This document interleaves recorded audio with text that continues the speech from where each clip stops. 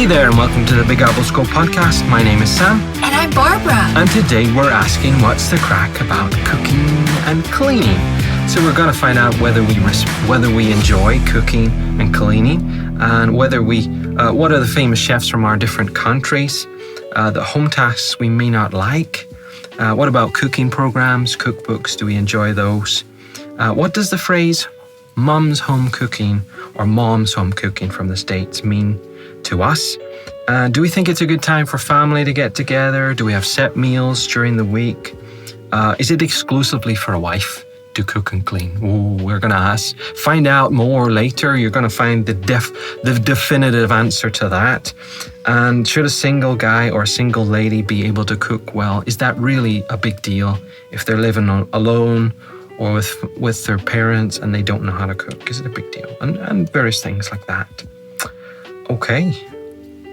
All good to go? Yeah. Are you raring to go? Do you know that word? Raring. Yeah. Raring to go. Busting to go. Do you enjoy cooking? I don't know how to cook. Wow. So I do have my things that I've been making while I was in Russia. I've been putting olive oil in the skillet and chopping up vegetables and throwing it in. And that's what I've been having every day. So it's very nutritious. Yeah. Okay. And would your daughter say you don't know how to cook either? Yeah, she knows how to cook because she's vegan. And so she's very particular. So she definitely knows how to cook. And you're a vegetarian, by the way, aren't you? Yes, although, what am I called? A pescatarian. Oh, my goodness. What's that? Yeah, that's a new word for me. I do eat salmon. Right. A pescatarian. Pescatarian, right. So you heard it here first. I didn't know it. You eat fish. Yeah, someone who eats fish but doesn't eat other meat. Right. And would you eat dairy products? I'm not supposed to, but because I'm here, I can't find much food. so I have been eating cheese and yogurt, and I don't like to do that, but I'll have to change my ways. For your health or for your conscience? Yeah, it's because of the animals. Okay. Yeah, the cruelty toward animals. Okay, fair enough. Okay, and I could say I'm kind of indifferent to cooking, if I'm honest. I don't dislike it. I think if I'm distracted by other things while I'm cooking, if I have a TV on or something to watch or listen to or to do while I'm cooking, as long as the cooking part doesn't take away from doing other things, I think I like to have it on in the background, the cooking, I mean. So I'll have something cooking we have a halogen oven, which is like a glass bowl, and the light bulbs are halogen bulbs, and they heat the oven. You put the stuff down into this container, close it up, and turn on a timer, and it'll heat it up by halogen lamp, and I think it's quite efficient actually. And it turns off when it's hot enough, and it turns on when it needs to heat up again. So I think it's quite efficient in that regard, and that's how, just put something in there for 20, 30, 40 minutes and kind of leave it alone and come back to it when I need to, or on the cooker on the hob. So yeah, I don't hate it, but I wouldn't say I wouldn't say I enjoy cooking either, to be honest. Do you enjoy cleaning? I love cleaning. Wow. I love cleaning. Wow. Because it makes me feel so like I've achieved something. Right. And so my whole life can be topsy-turvy. And if I clean something, I feel really good about myself. And oftentimes if I have some kind of big task to do, like when I was in college and I had to write a paper, I'd have to clean the house, then I could sit down and write my paper. So I love to clean, and I'm good at it. Yeah. Every little detail. And is it good exercise how you do it? Well, I do this certain, what I call modern mop dance. Should I describe my modern mop dance? Go ahead. Well, you know how you might get down on your hands and knees if you don't have a mop, or if you had a mop, you just stand. Yeah. Well, I don't have a mop, and I don't get down on my hands and knees. I have to bend over, and I do these counter-circular movements with my right hand as I chasse to the side. Wow. And so it's very quick and efficient, and it's very contemporary, like a modern mop dance. Very good. Could you do it as a performance? I could. Although I did perform it for my daughter, and she didn't think it was funny. She didn't think it was creative. She walked out. She wasn't impressed. No. I'm not impressed, Mom. Bye-bye. Or Mom. Sorry, Mom. Wow, okay. I wasn't expecting that, I must say. So cleaning for me is, I wouldn't say I dislike it. I used to clean a small flat without a hoover, or we call it hoover, and maybe you know it as vacuum cleaner. Could you call it hoover? Well, it's made by Hoover. Yeah, well, sometimes they're made by Hoover. Yeah, whether it's made by Hoover or not. Yeah. We call them all vacuum cleaners. Okay. So in my region, at least, if not the UK, we tend to use Hoover because I guess it was the first company that we knew, or at least that was popular, that made vacuum cleaners. So we call it Hoover. I'm hoovering. I want to hoover. I've done the hoovering, that sort of thing. So yeah, it was strange to the Australians when I told them about it, but we don't think anything of it. But so hoovering is okay. I don't mind hoovering. I think it can be a little bit hot because there's hot air being pushed out of it. But I don't mind it. I don't love it, but I'm happy with the results. When you've cleaned and you say, look, I've got cleaned up. I guess the achievement too, right? I've got the flat cleaned up and it feels so much better. Well, tell me, do you make patterns on the rug or the carpet? No, well, I don't have carpet at the moment. Oh, you use a vacuum cleaner on the floor? Yeah, so you can adjust it. Yeah, you can adjust it for either, you can set it for carpet or for hard floors. Yeah, so hard floors at the moment. So no patterns, no. My mom actually has a robot hoover. Have you heard of those? Oh, yes. Cats like to write on them. We have no cats, so we're safe. My dog's scared of it. My parents' dog, they're scared of it. But it goes around. It takes a bit longer for it to do the same job, and it's not quite as good as ordinary hoovering, but it saves my mum, who's not the best sometimes in health, so it saves her a bit of time and stuff, and it's great. And then they can do a bit of hoovering occasionally with real hoover, if you like, or real vacuum. Okay, so now we know where we stand. What are the best famous chefs in your country? Well, I don't know because I don't ever watch these shows, but I sense that they can get very dramatic and theatrical. I've seen excerpts of one yelling at someone else and a lot of pans and skillets flying. Yeah. But my only connection to a chef is, you've heard of Julia Childs, right? I think I have, but you'll have to remind me. Yeah, I think she was British, actually. Right. Julia Child. It doesn't mean I know. What a stereotype, right? that you know all the British. Well, anyway, and I think she's passed, but her niece was a student of mine, an adult student in my adult class. Right. And so that's my only connection to a chef. And I'm sure you'd be interested, anyone else, that this niece of Julia Childs was married to a weatherman on the Weather Channel. Yeah. So that's my connection. Yeah, right. That's interesting. You do know the weatherman's name? Dave. Very generic. So I don't.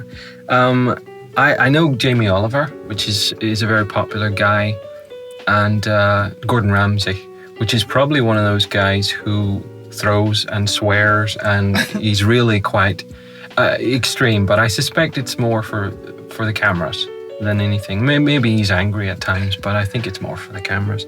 Jamie Oliver's an interesting guy. He promotes good, healthy eating in schools and stuff, so he's actually quite a good influence as far as food and stuff goes. And have you ever watched, or do you watch cooking programs? No. Or do you buy cookbooks? No. Nothing like that. Cooking, you're totally averse to cooking. No. Okay, so I know how to make salads, and that's what I really eat on. I mean, the fruit salads, and the green salads, and the cooked vegetables, potatoes, spaghetti. Yeah, what more do you need? And then the salmon. Okay, my favorite meal that I would cook all the time when I was in the States would be salmon and some cranberry sauce and some spinach salad. Sounds good. And that'd be every day. Sounds good. Popeye would be proud as well. Sounds good. Do you eat out? No, I don't eat out. Not too often. Yeah. Not too often, right? Do you like sushi? No. No? Wow. But do you like salmon? Yeah. I like salmon because it's cooked and it's a top water fish, which is important. Sushi, I'm not sure, and it's raw, and I don't like that.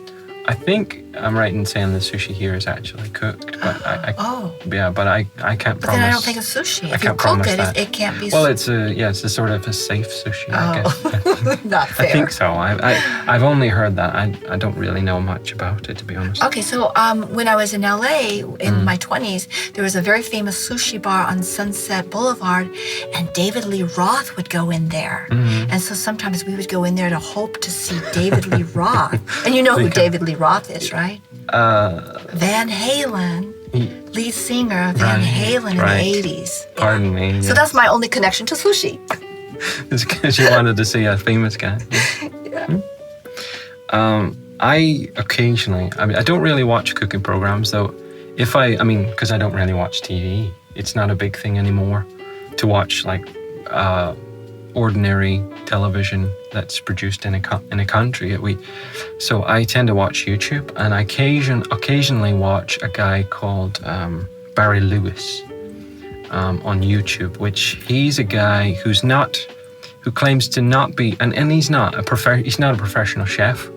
He doesn't own a restaurant.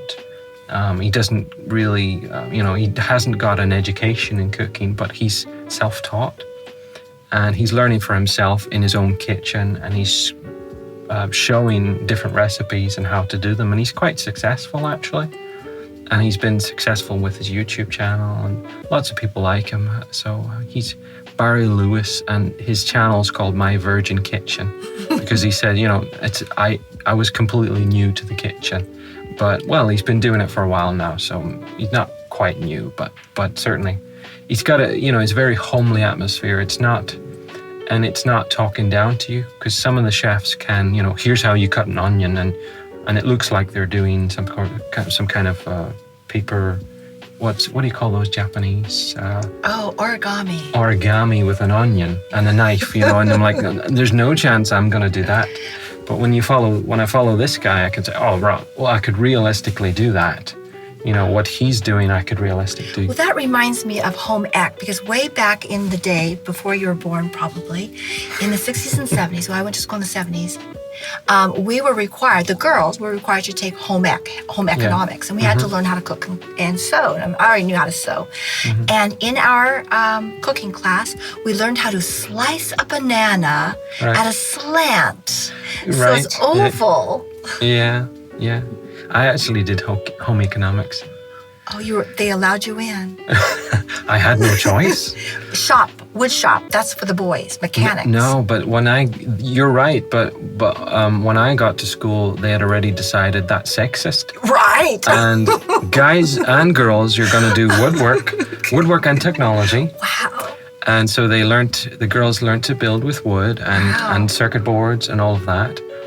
And then we all did home economics together as well. And I was very proud of the stuff I made, but whether or not it was really that good. But yeah, so as long as you know how to slice a banana at a slant. I haven't learned that, actually. I could be missing out. I think it was more, to be honest, I don't think there was much teaching in it. I don't want to criticize, but it was more practical, which is the best way to do it. We learned how to set the table, but of course I already knew that, and It was more like, let's cook together, and then, if you're doing anything drastically wrong, they should tell you. But yeah, I think it was useful, actually. My mum, of course, I learned a lot from my mum, though. Yeah. It wasn't necessary for me, I think, because I did learn from my mum. And I used to watch my mum when I was a wee boy. I used to watch her make what we call buns, which cupcakes, I suppose you would know them as. And my mum used to, I used to love watching my mum cook and bake, especially baking, actually. I was waiting for the buns to come out of the oven. Did she let you lick the bowl? Sometimes, yeah. The cookie dough or biscuit dough or whatever it was. And I used to enjoy helping, but not really in helping. air quotes. Yeah, not really helping at all. Okay, So, well, if you're ever watching YouTube, maybe you'll have a look. Or some of these guys, probably not. You're not that interested. Maybe some of these guys would be interested in Barry Lewis, and you could get a few more extra subscribers. My Virgin Kitchen. Are there any home tasks or chores that you really detest, apart from cooking? Well, what else are there? Well, some people really hate ironing.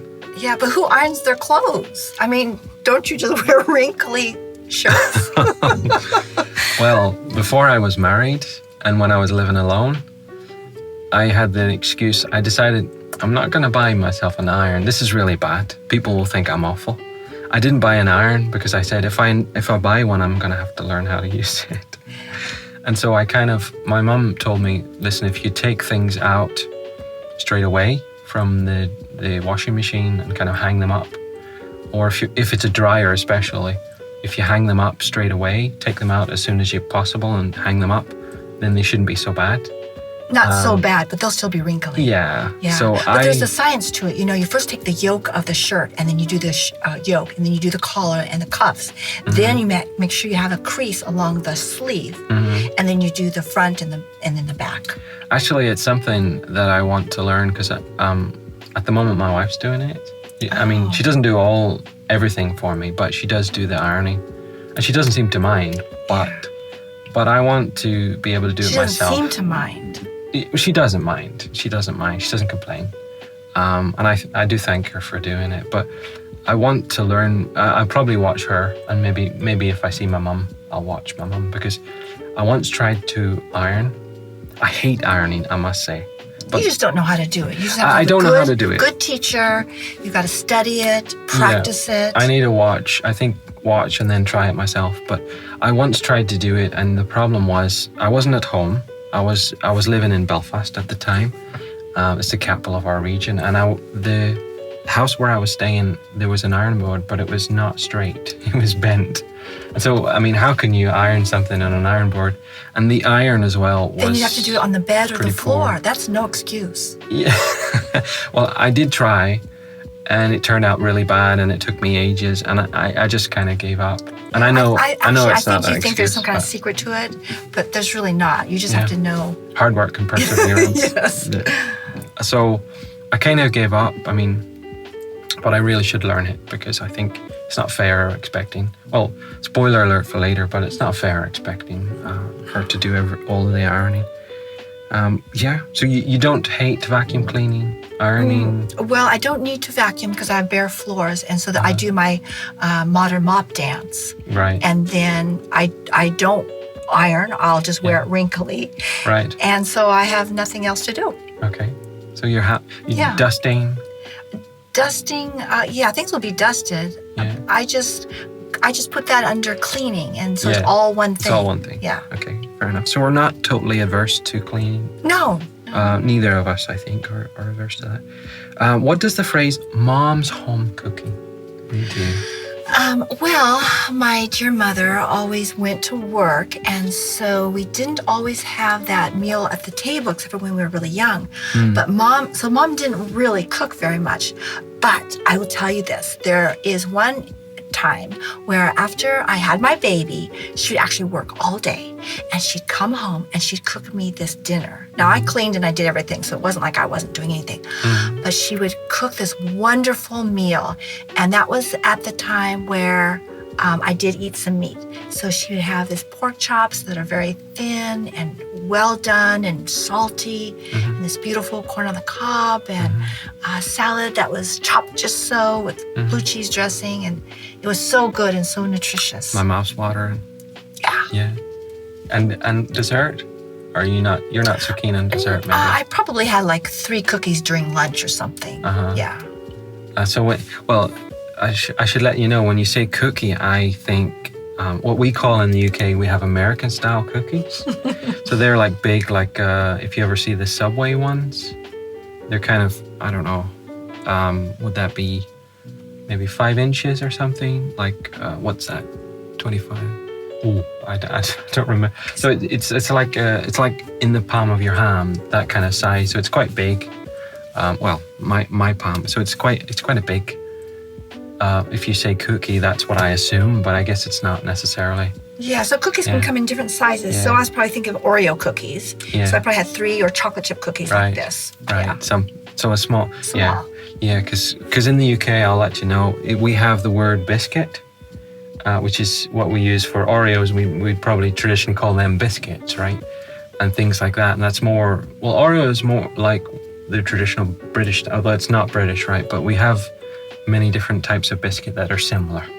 And then, but we also have like these fresh baked or chocolate chip cookies, which are like American style, you know, and they're much bigger normally, but maybe smaller, like thinner, I mean, but much wider in diameter and stuff. So we kind of have permeating American culture in there too. Mum's home cooking for me is roast dinner. It's very traditional, popular in the UK. And then pudding. I mean, of course, not every day or not even every week, because that's not healthy. My mom's quite good at balanced meals and healthy meals. She thinks carefully about her sons, and did, especially when we were growing up. You know, she didn't want us to lose out on nutrients or anything, but didn't want us to be overeating either. But we enjoyed pudding at times, and custard and apple tart, or apple pie, you might know us as, or rhubarb crumble. Not just talking about that. One time my mom came to visit me in LA, and it was for Thanksgiving. I said, you know what, Mom? Let's not worry about traditional Thanksgiving. Let's just go for what we really want to eat. So we made 3 pumpkin pies, and we ate that for our Thanksgiving dinner. Lovely. Yes. Yeah, sounds good. And that's quite. Is it sweet pumpkin pie? Because I've never eaten it. It could be like cinnamon and nutmeggy. So it's kind of in between like dinner and pudding, I guess. Yeah, I mean, it's a pumpkin, right? It's like a fruit salad. It's kind of best of both worlds, I guess. Okay, and it's a fruit pumpkin, isn't it? No, I think it's a vegetable. It is a squash. Yeah. Right. Okay. Do you think it's good for a family to eat together? Yeah, I think when there are children, I think children should learn how to sit at a table nicely, learn table manners, and how to set the table, and how to have a conversation without these digital things attached to their palms of their hands. Yeah, I think people should, at least some portion of their life, they should experience family dinner. Yeah. And actually, well, another question, should they pray before meals? Yeah, I think that's a way of saying that they're grateful and their gratitude of having abundance. Yeah. And I think like the ancient Greeks, you know, they always had to pray for being thankful is really what that is. I think it as well, because in those days and those countries, I mean, they didn't necessarily have food unless the harvest was good. And I mean, if the weather wasn't good, then they would just not have food or not have as much food. And so I think they were more appreciative. Yeah, they're connected to where the food comes from and not just the plastic wrapped around it in the grocery store. Yeah, and nowadays we just take it for granted maybe a little bit too much. Well, my family, my mom, I mean, had us all eating every evening, 1 meal a day together, which was a great thing, I think. It was a good thing. And we... You know, don't go to your room, don't go to the living room. We're eating together, and it was good. And we had a wee chat together. We didn't always have mobile phones, when I was growing up, they weren't a popular thing till I was about 16, actually. So we didn't have that problem. Maybe distracted by something else, but it wasn't a mobile phone or cell phone. Well, the telephone would ring, and they may or may not answer it. No, we don't answer the telephone during dinner. Yeah, I think my parents, I think they did sometimes. I think they did. But it wasn't so often that it rang, so it wasn't a big deal. Do you have any set meal days? Like on this day, so I know this isn't your food, but like I've heard that, you know, some Americans might have a meatloaf day. I know it's not for you, but would you have a specific meal for a specific day? If you're needing to plan meals for your family, you need some kind of schedule, unless you're just, you know, haphazardly throwing things around. Yeah. So I don't need that. I've always lived alone or had my daughter, and it's just, you know, let's put some noodles in the boiling water and have some spaghetti. Yeah. At the moment, I haven't really planned too much. I mean, I don't really plan. What do I want to eat? Well, I had that yesterday. I don't want that today, you know. But I think my mom, as far as my mom goes, she would have maybe 5 or 6 good ideas already, that she uses regularly.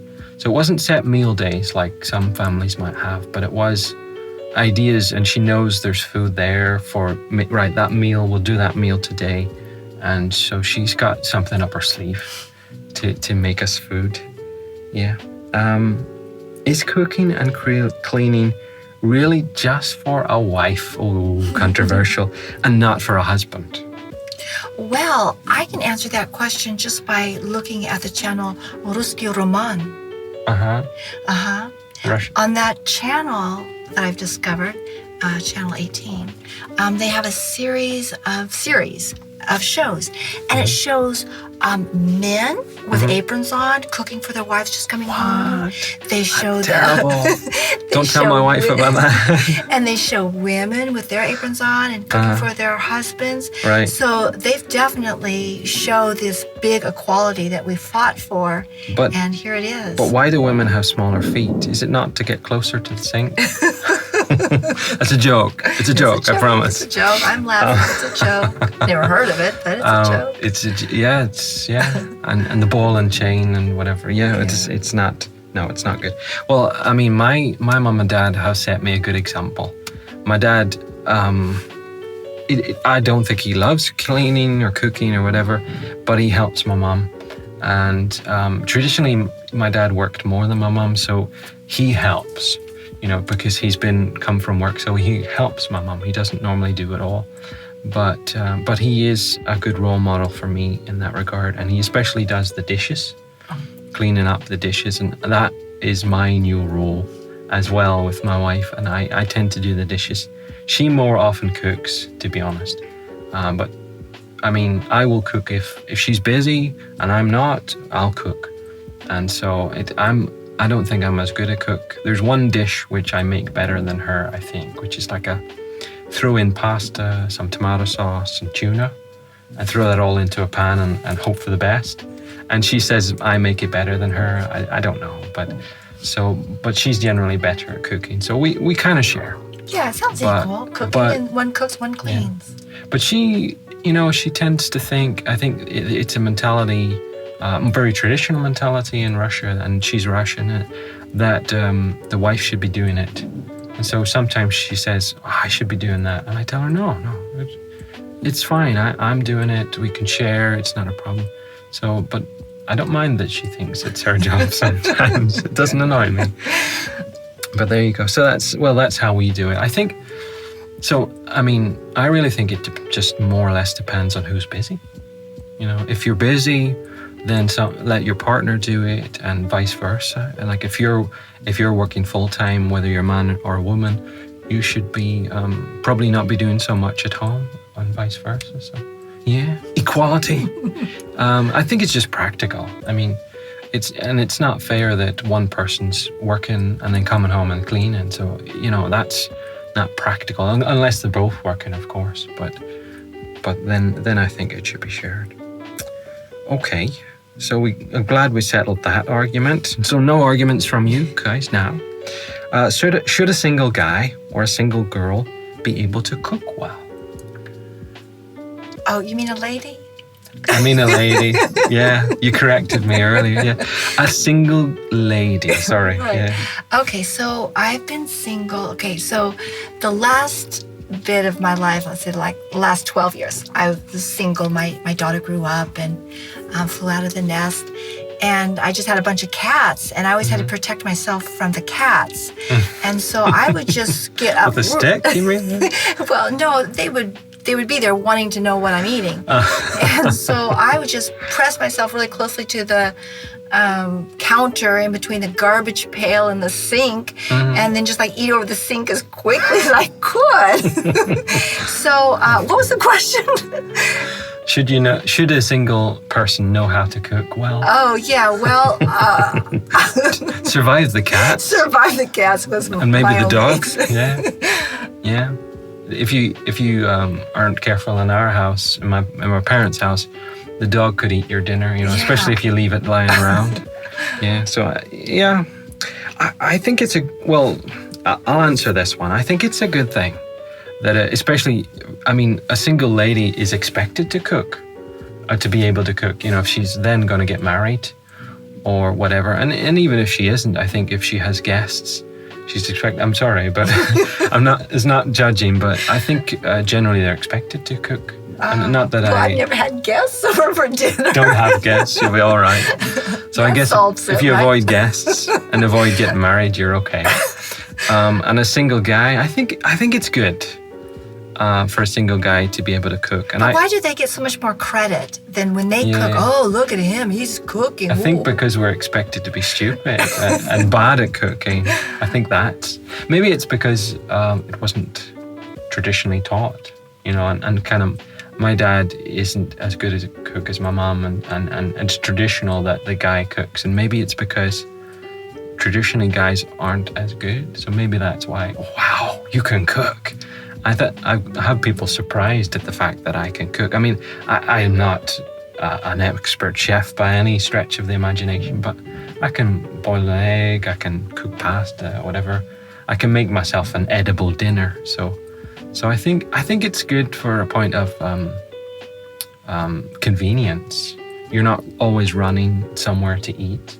You don't have to go to a restaurant, or we have here in Russia stolovaya, which means canteen. It's kind of a canteen that you can get on the high street, and not having to run there is a convenient thing, I think. So I think it's not essential, but it's helpful.